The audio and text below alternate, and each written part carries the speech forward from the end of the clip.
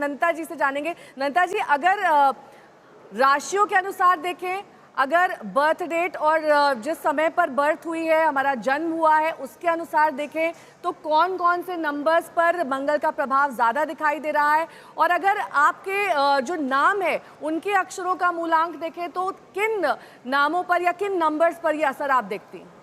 देखिए, जहाँ तक बात है, जितने मंगल, केतु, राहु और शनि के नंबर्स हैं, यानी कि आपने 4 नंबर, अगर आपका टोटल 4 आता है, क्योंकि अंगारक योग भी बन रहा है, मंगल की पूर्ण दृष्टि पड़ रही है अभी राहु पे, तो ये एक एग्रावेटेड योग बना देता है, ज्वलंत योग बना देता है, तो सारे ही फैक्टर्स इसमें अनुकूल नहीं है। तो आप 4 नंबर टोटल आ रहा है, 7 नंबर टोटल आ रहा है, 9 नंबर टोटल आ रहा है, 8 नंबर टोटल आ रहा है, इस सारी डेट्स को, यानी कि 4th हो गया, 13th हो गया, 22nd हो गया, 31st जो डेट्स हैं, 7th है, 16th है, 25th है, 8th है, 17th है, 26th है, 9th है, 18th है and 27th of the month. इन महीनों की इन तारीखों को अगर यात्राएं प्लान कर रहे हैं तो अवॉइड कर लें, ज़्यादा अच्छा रहेगा। या टोटल अगर नंबर आ रहा है, इसमें से अगर इसको कॉन्साइज करके आते हैं और ये एडिशन में आ रहे हैं, इस समय अवॉइड कर लें। ये 2-3 महीने ज़्यादा मेजरली थोड़ा सा तकलीफ दे रहेंगे।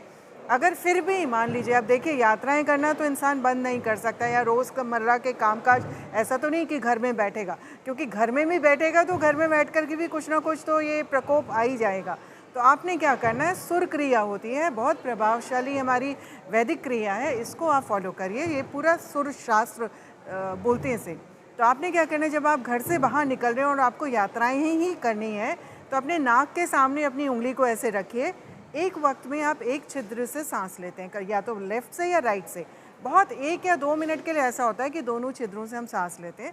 जस्ट वेट एंड वॉच, आप देखें कि इसमें से कौन से वाले छिद्र से सांस निकल रही है। उसी साइड का हाथ और पाँव अपने मुख्य द्वार की देली से बाहर निकाल करके जाएंगे तो बहुत सारे विघ्न आपके ख़त्म हो जाएंगे।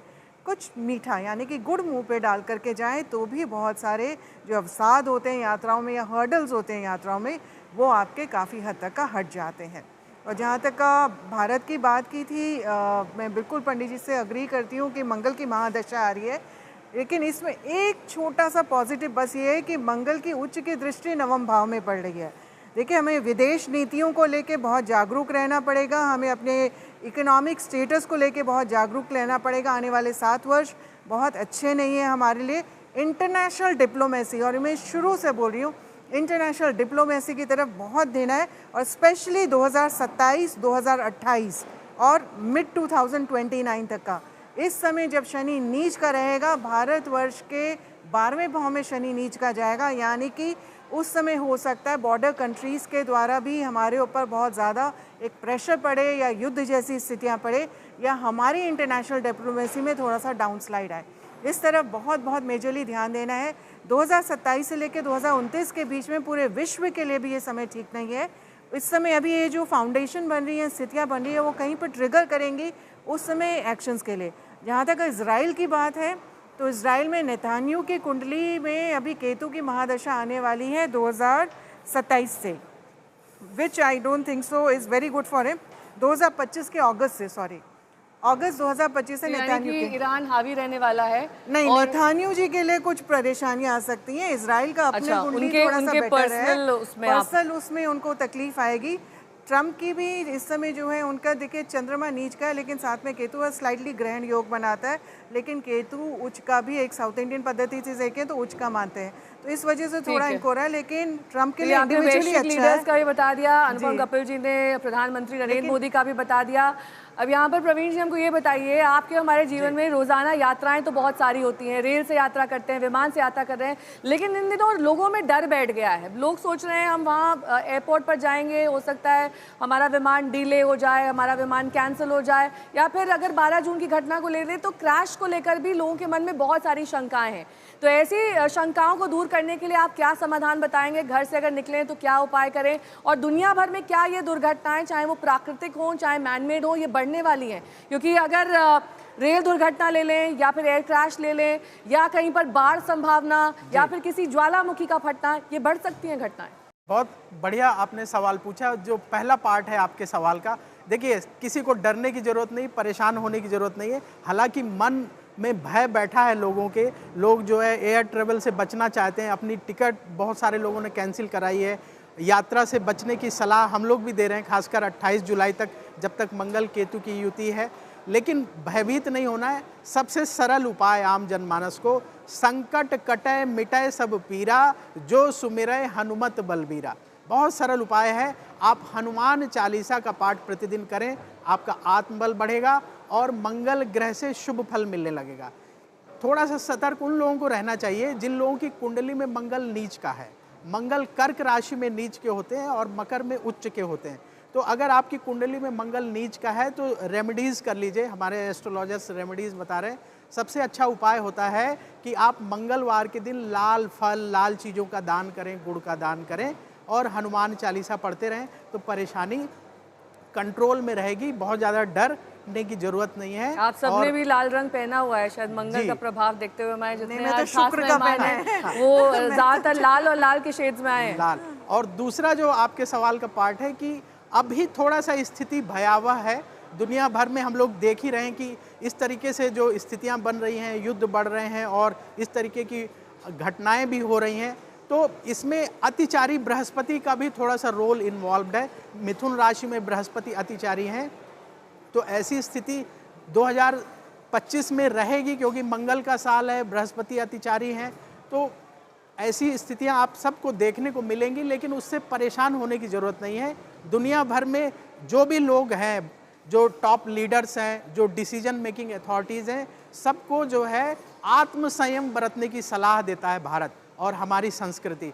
तो आत्मसंयम बरतें और संतुलित होकर के डिसीजन लें। थोड़ा सा स्पिरिचुअल एक्टिविटी में इन्वॉल्वमेंट बढ़ाएं। आप जिस भी धर्म को मानते हैं, जिस भी देवी देवता की पूजा करते हैं, उधर थोड़ा सा और ज़्यादा समय देने की कोशिश करिए, तो ये साल अच्छे से बीत जाएगा। परेशान होने की आवश्यकता नहीं है। परेशान होने की आवश्यकता नहीं है, लेकिन जो कुछ देश भर में हो रहा है या फिर दुनिया भर में हो रहा है वो जाहिर तौर पर लोगों के मन में शंका पैदा कर। शैलेंद्र पांडे जी हमारे साथ मौजूद हैं। शैलेंद्र जी, क्या इन घटनाओं में शनि और राहु की महत्वपूर्ण भूमिका देखते हैं, और आप क्या, और जो साल जिनका कुल अंक 9 बनता है, यानी कि ये वाला साल और आने वाले वो साल जिनका कुल अगर आप टोटल मिलाकर देखें तो 9 बनेगा, वो सब भारी पड़ेंगे मंगल के लिहाज से? देखिए, मंगल महत्वपूर्ण जरूर है, इससे इनकार नहीं करेंगे कि भाई 9 का अंक आ गया, मंगल केतु के साथ आ गया, राहु केतु के एक्सिस में आ गया, तो मंगल का प्रभाव है, उससे इनकार नहीं कर सकते। लेकिन सारी घटनाओं के लिए, सारी दुर्घटनाओं के लिए केवल मंगल जिम्मेदार नहीं है। जैसा पहले भी कहा कि जब नया संवत शुरू होता है, उस समय कुंडली बना करके अगले 1 साल के हालात देखे जाते हैं। और जैसे ही ये नया संवत 30 मार्च को शुरू हुआ, अष्टम में सूर्य का जाना, शनि का कुंभ में होना और अष्टम भाव में बहुत सारे ग्रहों का पाया जाना, ये शुरुआत से ही 30 मार्च से अच्छी सूचना नहीं दे रहा है। 15 तारीख के आसपास, 15 मई के आसपास बृहस्पति अतिचारी हो गए। बृहस्पति का अतिचारी होना भी इसमें एक बड़ी भूमिका निभाता है। देखिए, मंगल केतु की युति जब भी होगी, ये बात सही है कि चोट चपेट की, दुर्घटना की संभावना बनेगी, लेकिन मंगल एक केतु की हर बार की युति में दुनिया भर में हलचल मचेगी, ये जरूरी नहीं है। यानी आपको बाकी ग्रहों का सीक्वेंस भी देखना होगा। और आप देखें तो 29 मार्च को शनि बदला, 15 मई को बृहस्पति और 18 तारीख को राहु और केतु। यानी एक साथ इतने बड़े बड़े ग्रहों का जो परिवर्तन हुआ और वर्ष प्रवेश जो सिंह लग्न में हुआ, ये एक बड़ी भूमिका निभा रहा है। हम ये समझ रहे हैं कि युद्ध में, दुर्घटनाओं में झंझट बहुत है और ये झंझट अभी जुलाई अगस्त में पीक पर पहुंच जाएगी। लेकिन एक बात और देखिए, शनि जो है वो मीन राशि में विद्यमान हो गए।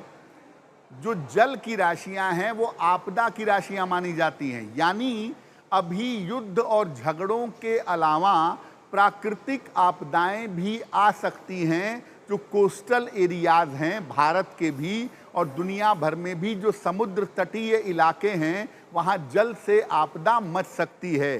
तो कुल मिला जुला के अगर हम ओवरऑल देखें तो लगभग 30 मार्च 2025 से और मार्च 2026 का जो समय है, ये पूरा समय कठिन है। सितंबर 2025 तक का समय वर्ल्ड वाइड ज़्यादा कठिन है। ठीक है। और इस बीच ये भी जान लेना बेहद ज़रूरी है कि आने वाला समय पूरी दुनिया के लिहाज से कैसा रहने वाला है, क्योंकि देश में तो लोग ये सोच ही रहे हैं कि क्या प्राकृतिक आपदाएं उनके जीवन पर प्रभाव डाल सकती हैं या फिर कोई आर्थिक समस्याएं आ सकती हैं, तेल के दाम बढ़ सकते हैं। अगर वर्ल्ड वॉर होता है तो हर बार हमने यही देखा है कि दुनिया भर में इसको लेकर चर्चा की जाती है कि आखिरकार इसका आर्थिक असर किस तरीके का होना। एक एक करके हम सभी एस्ट्रोलॉजर से जानेंगे, लेकिन सबसे पहले अनुपम कपिल जी से जान लेते हैं। अनुपम जी, क्या आने वाला समय पूरी दुनिया के लिए आप पॉजिटिव देखते हैं, सकारात्मक या फिर नकारात्मक? और अगर है ऐसा नेगेटिव या फिर नकारात्मक तो कितने समय के लिए? ये शब्द गलत है पॉजिटिव या नेगेटिव, क्योंकि प्रकृति के इसमें साइकिल में ये जो इवेंट्स है हम इसको डिस्क्राइब करें कि ये पॉजिटिव है या नेगेटिव है, लेकिन जिसमें डेथ्स ज्यादा हैं, मर्डर्स होते हैं, रेप्स होते हैं, वॉर्स होते हैं, डिजीज होते हैं, उनको नेगेटिव कहना ठीक है। ये पीरियड जो है अनदर 1.5 ईयर, जैसे शैलेंद्र जी ने कहा, जरूरी नहीं है कि मंगल केतु का कंजंक्शन है तो सब जगह बुरा होना चाहिए, लेकिन इस पर्टिकुलर ईयर में जो 9 भी है, मंगल शुरू में नीच भी थे, और अब भी जो है योग शनि के साथ भी जो है अच्छा योग नहीं है, त्रिकोणीय योग भी अच्छा नहीं होता है।